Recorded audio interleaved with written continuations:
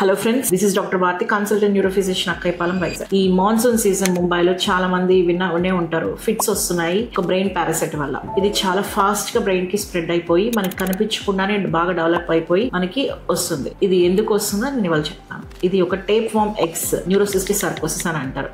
ఇది ఎక్కువగా contaminated foods వల్ల స్ప్రెడ్ అవుతుంది. ఈ న్యూరోసిస్టిక్ సర్కోసిస్ అనేది టేప్ వార్మ్ ఇన్ఫెక్షన్స్ అనేవి. సో ఎప్పుడైనా ప్రాపర్ హైజీనిక్ అనేది మెయింటైన్ చేయాలి. సమ్ టైమ్స్ ఇవేంటంటే మనం బయట తీసుకునే ఫుడ్స్ కూడా వాటి వల్ల కూడా ఎక్కువ స్ప్రెడ్ అవుతుంది. ప్రాపర్ గా హ్యాండ్ వాష్ చేసుకోకపోయినా కానీ మనకి స్ప్రెడ్ అవుతుంది. ఖచ్చితంగా ప్రాపర్ హైజీనిక్ అనేది కంపల్సరీ మెయింటైన్ చేయాలి. ఈ మాన్సూన్ సీజన్స్, రైనీ సీజన్స్ లో కొంచెం ఎక్కువగా స్ప్రెడ్ అవుతుంది. So be careful. చాలా మంది ఏంటంటే హెడేక్ వస్తుంది, నార్మల్ గా మైగ్రేన్ అయి ఉంటుంది, ఏదో డోలో టాబ్లెట్ తీసేసుకుని వేసుకుందాం అనుకుంటారు. అది కొంచెం ఎక్కువ అయిపోయి ఫిట్స్ లా కూడా వచ్చేస్తుంది.